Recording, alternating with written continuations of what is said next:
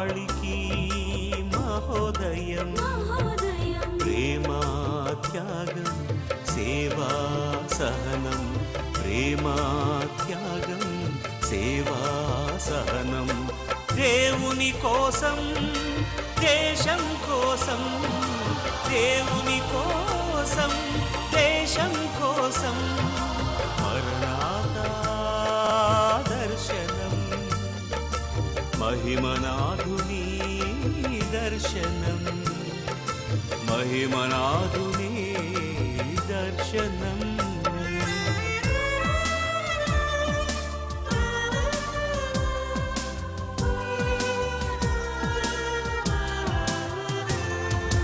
విశ్వమంతటిలో వినూత్నమైన విప్లవం, ఆధ్యాత్మిక అందులలో నైతిక సంచలనం.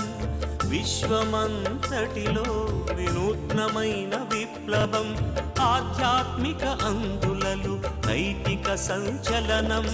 మ్లానమైన ప్రతి హృదిలో జీవనది ప్రవాహం, మ్లానమైన ప్రతి హృదిలో జీవనది ప్రవాహం. పదము వీడిన పాంధులకు మార్గదర్శకం, పదము వీడిన పాంధులకు మార్గదర్శకం. మరణాతా దర్శనం, మహిమనాథుని దర్శనం, మహిమనాథుని దర్శనం.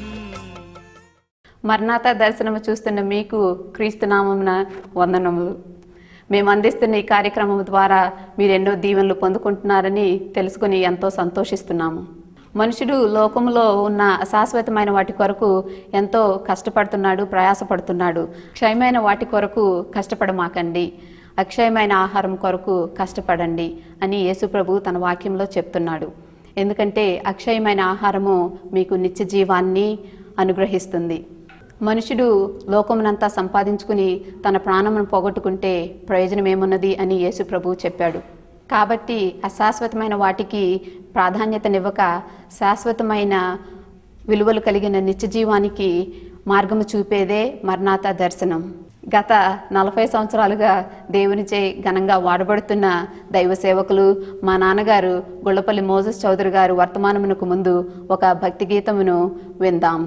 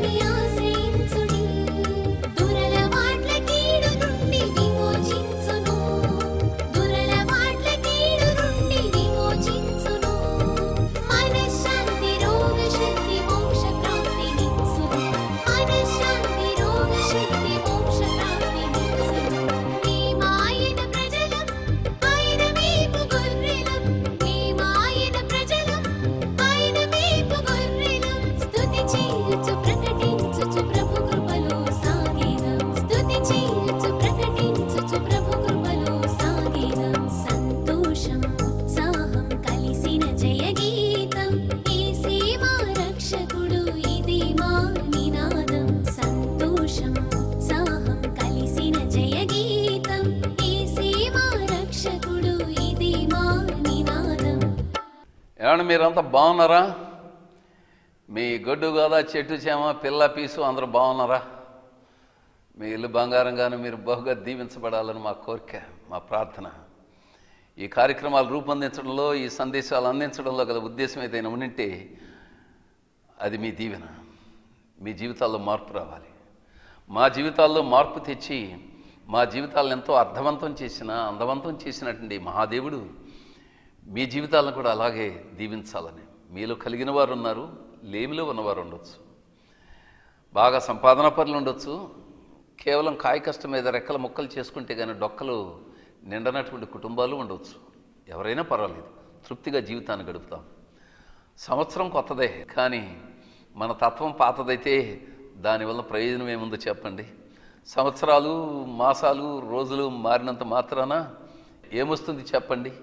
బ్రతుకులో మార్పు రావాలి. కానీ జీవితంలో మార్పు రావాలంటే మనం ఉన్నతమైన భావాలు సంతరించుకోవాలి కదా.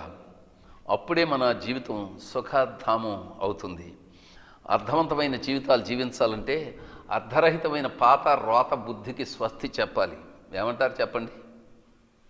మరి మన వైఖరిలో మార్పు రావాలి, మన ధోరణిలో మార్పు రావాలి. పైనున్న దేవుని విషయంలో కానీ, మన సాటి మనిషి విషయంలో కానీ మార్పు తెచ్చుకోవాలి. మన ఆలోచనలో మార్పు, పైనున్న దేవుని విషయంలో మన ఆలోచనలో మార్పు రావాలి. క్రిందున్న మన తోటి మనుషుల విషయంలో, మన భావాల్లో, మన వైఖరిలో, మన ధోరణిలో మార్పు వస్తేనే మనం సత్సంబంధం, సత్సహవాసం కలిగి పైనున్న దేవునితోనేమి, క్రిందున్న పరులతోనేమి మనం మంచిగా ఉండగలుగుతాం. సమతుల్యతతో కలిగిన జీవితాన్ని జీవించగలుగుతాం. అప్పుడే జీవితం అర్థవంతం అవుతుంది, అందంగా ఉంటుంది. ఏమంటారు చెప్పండి? ఫిలిప్పీ పత్రిక 3:13-14 వచనాలు మరలా చదువుకుందాం. సహోదరులారా, నేను ఇదివరకే పట్టుకుని ఉన్నానని తలంచుకున్నాను. అయితే ఒకటి చేయిస్తున్నాను, వెనుక ఉన్నవి మరచి ముందున్న వాటి కొరకై వేగిరపడుచు క్రీస్తు యేసునందు దేవుని ఉన్నతమైన పిలుపునకు కలుగు బహుమానమును పొందవలనని గురి యొద్దకే పరుగుతున్నాను. వెనుక ఉన్న వాటిని మర్చిపోవాలి, ముందున్న వాటి కొరకు వేగిరపడుచు పరిగెత్తాలి. పోయిన వారం ముందున్న వాటి కొరకు వేగిరపడుచు పరిగెత్తాలనే, గురి ఎద్దుకు పరిగెత్తాలనే మాటను ఆధారం చేసుకుని సందేశం అందించాను. ఈ వారం కూడా మన ముందున్న మరొక అద్భుతమైన సంభవం కొరకై మనం ఎదురు చూడబద్ధులమై ఉన్నాం. వేగిరపడుతూ ముందుకు సాగవలసి ఉన్నాం. అదేమిటండి? మన ముందు ఉన్నటువంటి అద్భుతమైన సంభవం ఏమిటంటే, ఈ లోకవాసులందరూ కని విని ఎరిగినటువంటి మహాద్భుతం సంభవించబోతోంది. అదేమిటంటే ప్రభువైన యేసు రాకడ. అయితే మన పోకడ అంటే ఈ లోకయాత్ర చాలించుకుని మనం పోయే పోకడ, మనం చనిపోయే పోకడ దినం, లేదా నా నాథుని రాకడ దినం. ఈ దినమైనా ఆ దినమైనా ఏ దినం ముందు వస్తే ఆ దినం కొరకు మనం రెడీ. మరి మీరు? ప్రభువైన యేసు రావడం తథ్యం. యేసు తిరిగి వస్తానని తాను మానవ రూపిగా ఉన్నప్పుడు చెప్పాడు.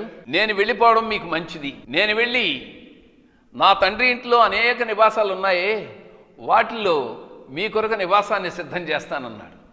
నన్నుగాన తల్లి ఎప్పుడు ఆ నిత్యగృహానికి వచ్చినటువంటి ఆరాటంతో ఎదురు చూస్తూ ఉండేది, నిరీక్షణతో ఎదురు చూస్తూ ఉండేది. ఒకసారి అనారోగ్యం వచ్చింది. ఏలూరులో సేవ చేస్తూ ఉన్నాను. అప్పట్లో నాకు అప్పుడే చిన్న ఆపరేషన్ జరిగి రికూపరేషన్లో ఉన్నాను, కోలుకుంటున్న దశ. భయంకరమైన కుంభవృష్టి కురుస్తున్న రోజు నాకు కబురు తెలిసింది. ఏమంటే మీ అమ్మగారు చావు బ్రతుకులో ఉన్నారు, రావాల్సింది అని. సరే, మొత్తం మీద నా భార్య పిల్లల్ని తీసుకుని వెళ్ళాను. వెళ్ళి మంచం మీద కూర్చుని, మా అమ్మ పడుకుని ఉన్న మంచం మీద కూర్చుని, అమ్మ ఏమైంది, ఏమవుతుంది అన్నాను. ఏం జరుగుతుంది అన్నాను.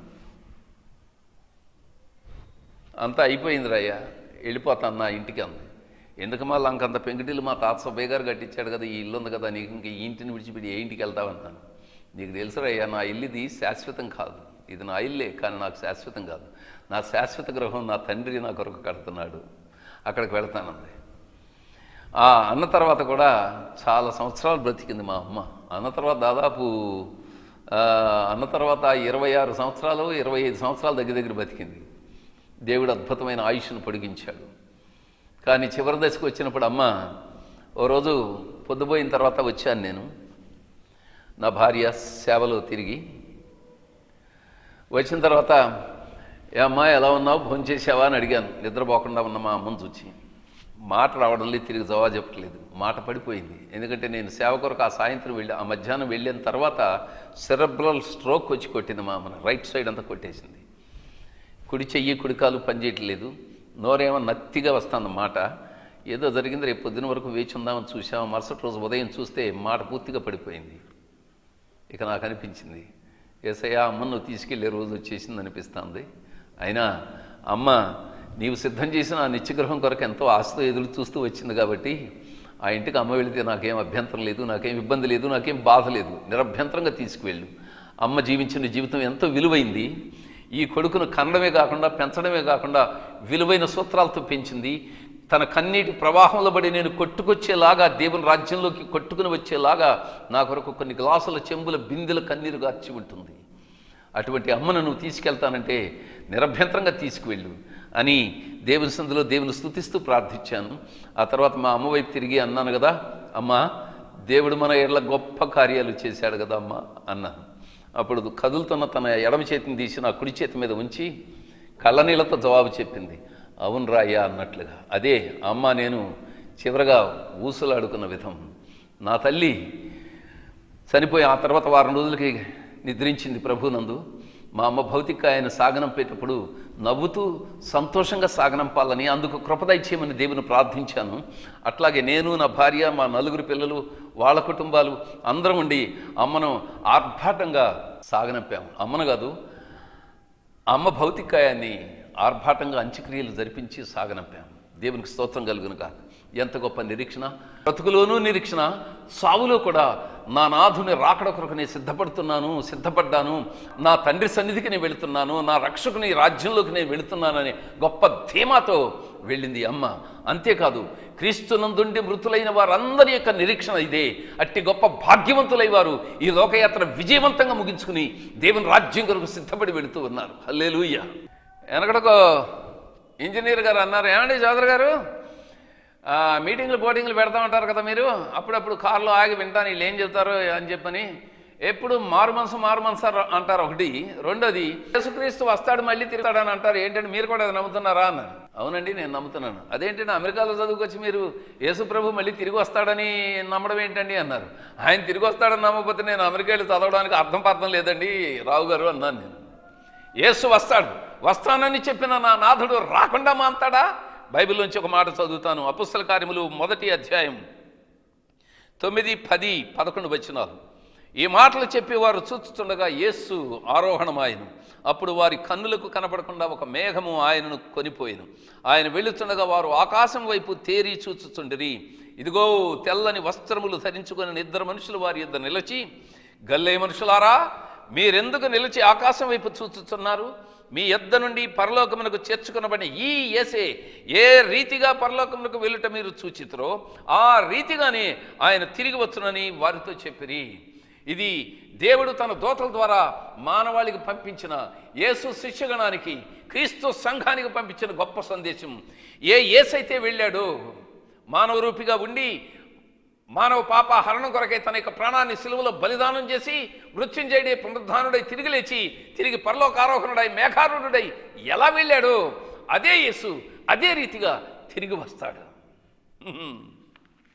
ఎంత అద్భుతమైన సంగతి! ఇది లోకం నమ్మలేనిది. పైగా యేసు తన రాకడ ముందుగా జరిగే సంభవాలను గురించి చెప్పుకొచ్చాడు. అక్కడక్కడ కరువులు భూకంపములు వస్తాయన్నాడు. ఎన్నెన్నో విపరీత కార్యాలు లోకం చూస్తుందన్నాడు. ఎన్నెన్నో ప్రకృతి వైపరీత్యాలు జరుగుతాయి అన్నాడు. యుద్ధములకు వచ్చిన వార్తలు మీరు వింటారు. మరి వార్తలు వింటున్నాగా టీవీ ఆన్ చేస్తే వార్త, రేడియో ఆన్ చేస్తే వార్త. వెనక రేడియో అనుకున్నాను, ఇప్పుడు ఎక్కడ చూసినా టీవీలు. మరి వార్తలు వింటున్నాం, యుద్ధములకు వచ్చిన వార్తలు. అప్పట్లో వార్తలు యేసు ప్రభు చెప్పినప్పుడు, ఎందుకంటే ఈ మీడియం లేదు, టీవీ మీడియం, రేడియో మీడియం ఇవన్నీ లేవు. మరి అంతేకాదు యుద్ధములు జరుగుతాయన్నాడు. పదే యుద్ధాలు. యుద్ధం జరగని కాలం ఎప్పుడైనా ఉందా అనుకుంటా అసలు నేను. మరి ఎన్నెన్నో గుర్తులు జరిగిపోయి ఇప్పుడు ప్రభువైన యేసు రాకడ దగ్గరబడిన కాలంలో ఉన్నాం. ఒకమారు దయ్యం పట్టినటువంటి పిల్లల కొరకు మేము ప్రార్థన చేస్తున్నాం. చిన్న పిల్లలు, మా చిల్డ్రన్ హోమ్లో ఉన్న, విజయవాడలో ఉన్న పిల్లలు. అప్పుడు దయ్యాల్లో ఒక దయ్యం అంటుంది కదా, చేయి అంటుంది ఆ దయ్యం. నేను చెయ్యేసి ఆ కుర్రాడు మీద చెయ్యేసి ప్రార్థన చేస్తుంటే ఆ లోపల ఉన్న దయ్యం మాట్లాడుతుంది. ఆ కుర్రవాడి వాయిస్ కాదు, అదొక గద్గదికమైనటువంటి బొంగురు గొంతుతో దయ్యపు వాయిస్ అనమాట అండి. అది ఈవిల్ వాయిస్ అనమాట అండి. అది చేయి నువ్వు చేయేస్తేనే కాలిపోతున్నాను, నువ్వు ప్రార్థన చేస్తేనేమో నేను విడిచిపెట్టి పైకి వెళ్తే మా యజమాని లూసిఫర్ దగ్గరికి, మా యజమానేమో కొరడాలతో కొట్టి నాలాంటి స్పిరిట్లని ఎంతోమందిని పంపిస్తున్నాడు. ఎందుకంటే ఆ మోదశ్చంద్ర అనేవాడి సేవను చీలికలు పీలికలు చేసేయండి, సంఘాన్ని చీలికలు పీలికలు చేసేయండి అని. అదే సంవత్సరం దుష్టుని యొక్క చర్యను మేము చూసాం. సంఘాన్ని చీలికలు పీలికలు చేయాలని, సేవను సంస్థను చీలికలు పీలికలు చేయాలనే ప్రయత్నంతో కొంతమంది బయటికి వెళ్ళిపోయిన సంవత్సరం అది దుష్టుని యొక్క నిస్సందేహమైన కార్యకలాపంగా సంఘము నాయకత్వ బాధ్యతలు వహించే మేమందరము గుర్తించాం. అప్పుడు ఆ దయ్యం చెప్తుంది కదా, మా యజమాని లూసిఫర్ అంటున్నాడు, మనకి టైం లేదు ఎక్కువగాను ఈ భూమి మీద, ఎందుకంటే వాళ్ళ దేవుడు రెండవ రాకడకు సిద్ధపడి తన వధువైన సంఘమును తీసుకుని పోవడానికి గుమ్మం దగ్గర నిలబడి ఉన్నాడు. అంచేత క్రైస్తవ సంఘాలను చీలికలు పీలికలు చేసేయండి, విభేదాలు పుట్టించండి అని వేల కొలది స్పిరిట్స్ని, ఈవిల్ స్పిరిట్స్ని పంపిస్తున్నాడు అని. అరే దయ్యాలు కూడా యేసు రాకడ గురించి సాక్ష్యం చెప్తున్నాడు. నాకు ఆశ్చర్యం వేసిందండి. మరి మీకు తెలుసా, మీరు నమ్ముతున్నారా? యేసు రాబోతున్నాడు. ఎలా వస్తాడో తెలుసా? యేసుక్రీస్తు వచ్చినప్పుడు వరుడై వస్తాడట, అంటే పెళ్లి కుమారుడై వస్తాడు. మరి పెళ్లి కుమారుడై వస్తే పెళ్లి కూతురు కావాలి ఇక్కడ. యేసుబాబు నమ్ముకుని పాప క్షమాపణ పొందుకుని ఆత్మరక్షణ పొంది ప్రభుని యేసును నమ్మకముగా సేవించే విశ్వాసులు ఉన్నారే, సేవకులు ఉన్నారే, వధువైన సంఘం ఉందే, క్రీస్తు భక్తి సంఘం, వారే వధువై ఉంటారు. అవును, వరుడుగా వస్తున్నాడు. ఇక్కడ వధువు కూడా సిద్ధపడి ఉంది. రమ్ము రమ్ము రమ్ము నా నాథుడా రమ్ము అనే ఆక్రందన చేసే వధువైన సంఘం ఇక్కడ సిద్ధపడి ఉంది. హల్లెలూయా. వచ్చినప్పుడు పెండ్లి కుమారుడుగా వచ్చినప్పుడు యేసుప్రభు ఎలా వస్తాడో తెలుసా? ప్రధాన దూత శబ్దముతోనూ ఆర్భాటముతోనూ. యేసు తిరిగి వచ్చినప్పుడు ఎలా వస్తాడని బైబిల్ చెప్తుందంటే 1వ తెస్సలోనిక పత్రిక 4వ అధ్యాయం 16, 17 వచనాలు. ఆర్భాటముతోనూ ప్రధాన దూత శబ్దముతోనూ దేవుని బోరతోనూ పరలోకము నుండి ప్రభు దిగివచ్చును. క్రీస్తునందుండి మృతులైన వారు మొదట లేతురు, ఆ మీద సజీవులమై నిలిచియును మనము వారితో కూడా ఏకముగా ప్రభువుని ఎదుర్కొన్నట్టుకు ఆకాశ మండలమునకు మేఘముల మీద కొనిపోబడదము. కాగా మనము సదాకాలము ప్రభుతో కూడా ఉందము. కాబట్టి మీరు ఈ మాటల చేత ఒకరినొకడు ఆదరించుకోండి. ఇది బైబిల్ ప్రబోధనం. అద్భుతం. పెళ్లి కుమారుడుగా వస్తున్నటువంటి ప్రభు అని యేసు ఆర్భాటంతో వస్తాడట. అవును, మరి పెళ్లి కుమారుడు బ్యాండ్ మేళంతా రాక పిల్లిలాగా అడుగులు అడుగేసుకుంటూ వస్తాడేటి. నాకు అందుకనే ఆశ్చర్యం వేస్తుంది. ఈ హైందవ వివాహాలు ఉన్నాయే నాకు మహా ఇష్టం. ఎందుకో చెప్పనా? పెళ్లి కుమారుడు వస్తే ఆర్భాటంతో వస్తాడు. బ్యాండ్ మేళం వాళ్ళు కొడతా అంటే ఊరంతా మోత మోగిపోద్ది. డమ్ డమ్ డమ్ అని కొడతా అంటే గుండెల్లో ఎవరో ఏదో ఒక ఉత్తేజం కలిగించినట్లు ఉంటుంది. ఆ బోర్లన్నీ క్లారినెట్ వాళ్ళు, వంకిలుంకిలు బోర్లు అంటే చూసారా, సాక్సిఫోన్లు అనండి, ఆయా రకరకాల అవన్నీ పెట్టి బోర్లు పెట్టి ఊతామంటే ఊరంతా కూడా పండగని అనుకోండి. అందుట్లో పల్లెటూరులో పుట్టి పెరిగిన పుట్టానేమో ఆ పల్లెటూరు వాతావరణంలో పెళ్లి బ్యాండ్ మేళం వింటే ప్రాణం లేసొచ్చినట్లేదు. ఎక్కడ ఉత్తేజం పిలవపోయినా కానీ వెళ్ళాలనిపించేది ఆ పెళ్లికి కుర్రాడుగా ఉన్నప్పుడు. దేవునికి స్తోత్రం కలుగును గాక. ఈ క్రైస్తవ పెళ్ళిళ్ళకి బ్యాండ్ మేళమే ఉండదండి బాబు. ఇలాగే బోధ చెప్తా ప్రసంగాలు చేస్తామంటే, చౌదరి గారండి మీకు 4 ఆడపిల్లలు కదండి, మీ అమ్మాయిలు పెళ్ళిళ్ళు చేసినప్పుడు బ్యాండ్ మేళం పెడతారండి అన్నారు. అమ్మ చచ్చింది గురికి. ఏంటి అంటే లేనిపోయింది బ్యాండ్ మేళం ఖర్చు పెట్టిస్తున్నారు నా బాధ వల్ల అని చెప్పాను అనుకున్నాను నేను. వరుడు తండ్రిని కాదు కాబట్టి మా ఇంట్లో ఉన్న 4 ఆడపిల్ల వధువులే కాబట్టి బ్యాండ్ మేళం ఆడు తేవాలి కదా అనుకున్నాను. అయినా మా పెళ్ళిళ్ళకి సాధ్యమైనంత వరకు ఎంత ఆర్భాటం చేయాలో అంతా చేస్తూ వచ్చాం. మా పెద్దమ్మాయి పెళ్లి చేసినప్పుడు మీరు బ్యాండ్ మేళం తీసుకురాకుండా రాబోకుండా అయ్యా అన్నాను నేను.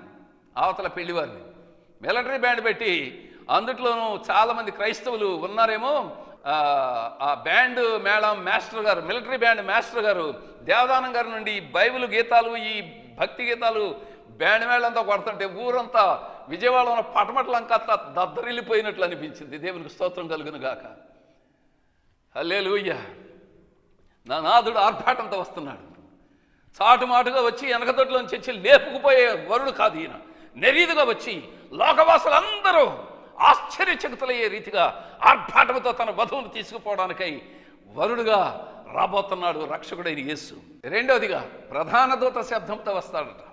దీనంతటినీ వివరించడానికి సమయం సరిపోదు కానీ ప్రధాన దూత శబ్దం ఎందుకంటే ప్రధాన దూత అయిన మిఖాయేలు పెద్ద బోర పట్టుకుని శబ్దం చేస్తాడట. ఎందుకో తెలుసా? అది గద్దింపు శబ్దం అనమాటండి, అది గద్దింపు స్వరం అనమాటండి. ఎందుకు గద్దింపు శబ్దమో తెలుసా? మోషే యొక్క శరీరం మనకు వచ్చి తర్కం వచ్చిందంట మిఖాయేలుకిను సాతానుకు. అది యోధా పత్రికలో మనం చూస్తాము. వీడు నావాడు, ఈ మోషే నావాడన్నట్లుగా వాదించడం మొదలుపెట్టాడు అపవాది. ఎందుకంటే మెరీబా జలముల యొద్ద దేవుణ్ణి శోధించాడు కదా. దేవుడు వెళ్ళి ఆ బండతో నీవు మాట్లాడితే నీళ్ళు ఇస్తుందంటే, ఇశ్రాయేలీయులారా, ద్రోహులారా, నేను నా అన్నయ్య అహరోను కలిసి ఈ బండలోంచి నీళ్లు రప్పింపవలనా మీ కొరకు అని ఆవేశంతో, కోపావేశంతో ఆ బండను చేతిలో కర్రతో కొట్టాడు. మాట్లాడితే నీళ్ళు ఇస్తుందని దేవుడు చెప్తే ఈయన బండను కొట్టాడు. అప్పటికే ఒకసారి కొట్టబడిన బండ అయినందున తిరిగి కొట్టవలసిన అవసరం లేనందున కొట్టాడు. కాబట్టి దేవుడు దాన్ని దోషంగా ఎంచాడు. దాన్ని బట్టి సాతాను నావాడు మోషే అని చెప్పని వెళ్ళి వాదించడం మొదలుపెట్టింది.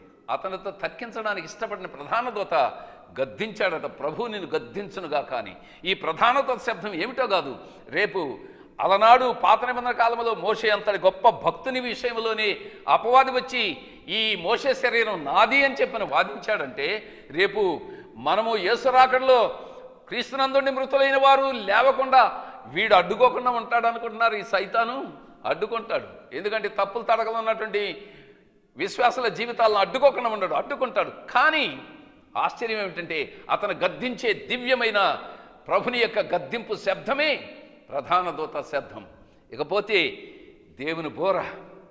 ఈ దేవుని బోర ఎందుకయ్యా అంటే, సజీవులైనటువంటి వారు ఈ మృతతుల్యమైన శరీరాలతో ఉండి ఈ దీన శరీరాలతో ఉన్నటువంటి వారు మహిమ శరీరధారులై మేఘారూఢులై క్రీస్తునందుండి మృతులైన వారు పునరుద్ధానం పొందుతారు కదా, వారితో కూడా ఏకమై ఆకాశ మండలానికి అంటే వాయుమండలానికి తీసుకుని పోబడతారు.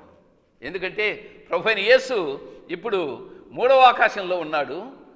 ఇది మనం చూస్తున్న మేఘావృతమైనటువంటి ఆకాశం మొదటి ఆకాశం, ఈ మధ్యాకాశం.